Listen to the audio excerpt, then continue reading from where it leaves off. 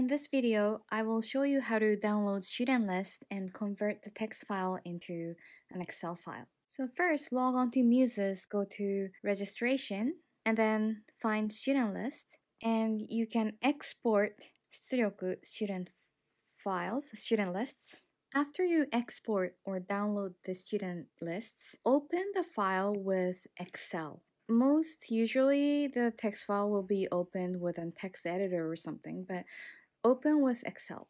And when I open this Excel file, it gives you this kind of like text files.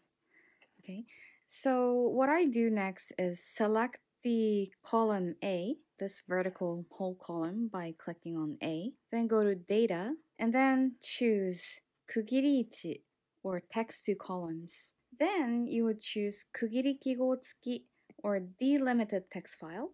Click Next, and you will be shown these delimiters, okay, like tabs, semicolons, commas, spaces, and other. And I think one of these should be chosen, but I wasn't sure, so I selected all of them, and that worked for me. Click Next. For data, choose General Format, select Done. Then your delimited text file should be converted into an Excel file with cells, columns, and rows. Okay, so just save this format.